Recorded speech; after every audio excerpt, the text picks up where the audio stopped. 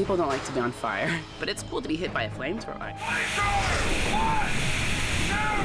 It has to look out of control and be in control, and that's the stunt game.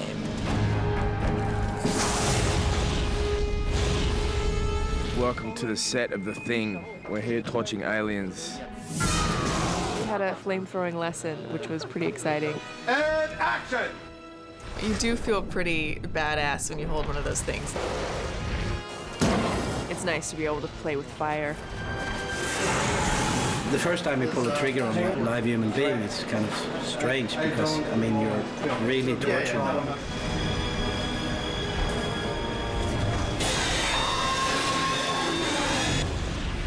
Jürgen has had a great time with the flamethrower. I think he's burned people the most up so far.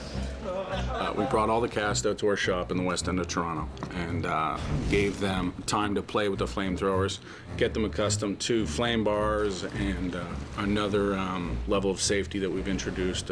It's called an air knife. It puts a curtain of air so that when we want to get, say, Mary close to a wall that's on fire, we can put a curtain of air between her and the fire, but it won't allow the flame to transfer. With the flamethrowers, they're remotely controlled with an infrared IR system so that we have control of the fluid to the gun. So at any time, we can shut off the fluid in case they turn around on the crew or whatever. This is the guys from ADI.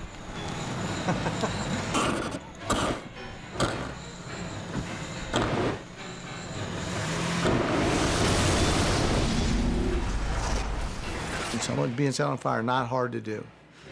That's the easy part. The hard part is making sure that they don't actually burn. Today I was set on fire for The Thing. Stunt Carl getting flamethrowered by Lars.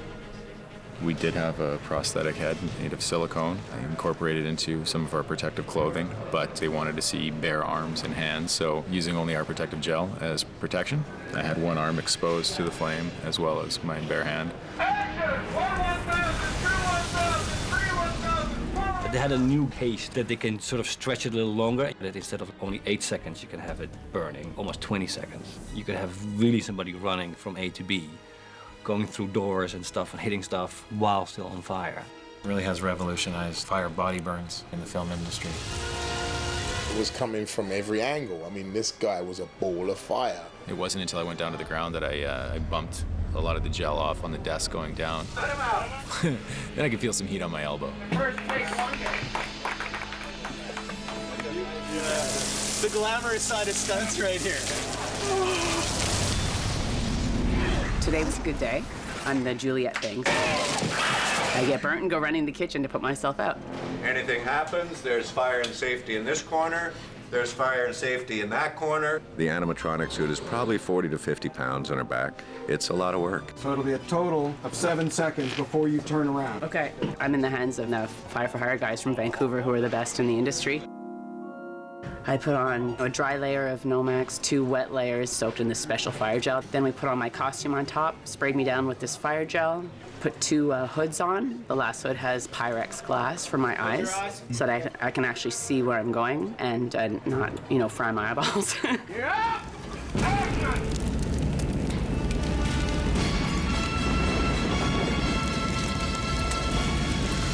All I can see is like orange.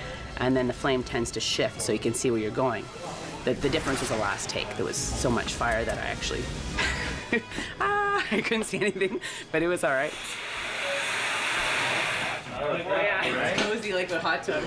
Lighting a stunt woman on fire is actually a bit scary, but cool to watch. And now we're lighting a dummy on fire, which is just kind of smelly. CG fire looks horrible. So we built practical monsters and just blast the hell out of it. And then use CG through the real flames to sort of create the monster underneath it. Being surrounded by a bunch of monsters and fire and girls with flamethrowers, and it's kind of perfect.